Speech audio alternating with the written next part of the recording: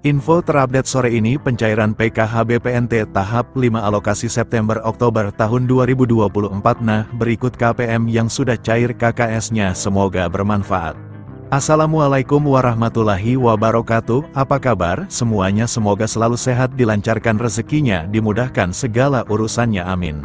Nah, di video kali ini saya akan berbagi informasi yaitu aturan penting terkait pencairan bantuan PKH tahap September-Oktober tahun 2024. Nah, lalu kira-kira ada aturan terbaru seperti apa ya? Maka dari itu simak terus videonya sampai selesai agar supaya tidak menimbulkan gagal paham dalam menyerap informasinya. Namun sebelum itu jangan lupa dukungannya untuk channel ini, TV-ku ini, dengan cara subscribe dan like jika dirasa bermanfaat dan agar tidak ketinggalan informasi terbaru selanjutnya. Bagi yang subscribe semoga selalu sehat, dilancarkan rezekinya, dimudahkan segala urusannya, dan menjadi orang sukses di masa depan, amin. Nah, oke, langsung saja berikut ini terkait peraturan terbaru pencairan bantuan PKH BPNT September tahun 2024. Nah, perlu diketahui bahwasanya pencairan bantuan PKH di tahun 2024 itu masih sama ya, pencairannya melalui kartu KKS dan nominalnya pun bisa berbeda-beda ya, tergantung komponen yang dimiliki. Nah, selain itu juga sudah ada peraturan yang sudah ditetapkan dalam hal pencairan PKH di tahun 2024. Jadi untuk bantuan PKH itu adalah bantuan bersyarat. Jadi harus memiliki komponen PKH seperti anak balita, kemudian anak sekolah SD, anak sekolah SMP, anak sekolah SMA. Kemudian penyandang disabilitas berat dan juga komponen PKH lansia, serta komponen ibu hamil.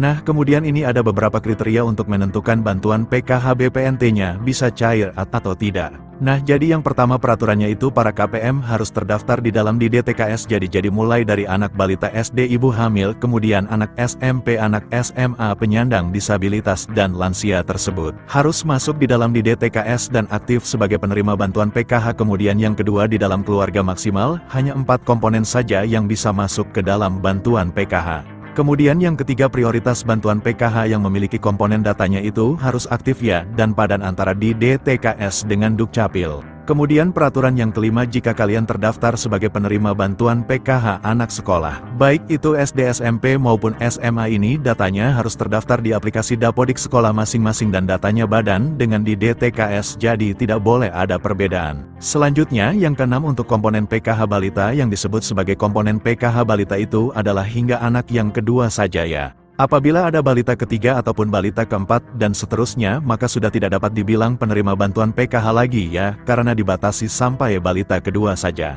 Selanjutnya peraturan ke-8 untuk komponen disabilitas, jadi maksimalnya itu ada 4 orang ya yang bisa menerima bantuan PKH. Kemudian selanjutnya untuk komponen lansia, peraturannya adalah yang dibilang komponen PKH lansia sama seperti penyandang disabilitas, yaitu maksimal 4 orang saja. Kemudian peraturan selanjutnya untuk komponen lansia tersebut itu usianya harus mencapai minimal umur 60 tahun ke atas. Selanjutnya untuk komponen cucu itu juga bisa masuk ke dalam pencairan bantuan PKH asalkan lolos sebagai penerima dan memenuhi persyaratan. Kemudian peraturan selanjutnya untuk komponen ibu hamil, jadi yang dianggap atau dibilang komponen PKH ibu hamil adalah hanya sampai kehamilan yang kedua saja ya, jadi apabila memilih yang ketiga kalinya atau keempat kalinya itu sudah tidak bisa dapat bantuan PKH. Kemudian juga memiliki anak yang normal, yang bersekolah di jenjang SD, sedangkan untuk yang nominal penyandang disabilitas dan anak sekolah SD itu nominalnya berbeda-beda, lebih besar penyandang disabilitas SD. Maka yang masuk komponen PKH adalah komponen disabilitas yang didahulukan, jadi sudah jelas, yaitu adalah peraturan bantuan PKH di tahun 2024. Sementara untuk jadwal pencairannya, jika tidak ada perubahan akan dicairkan di antara bulan ini atau Oktober tahun 2024. Nah, berikut ini KPM yang sudah cair KKS-nya. Nah, berikut ini saldonya cair segini 400.000 kemarin, daerah Ogan Ilir Bank BRI cair KKS-nya, semoga yang lain menyusul cair, amin.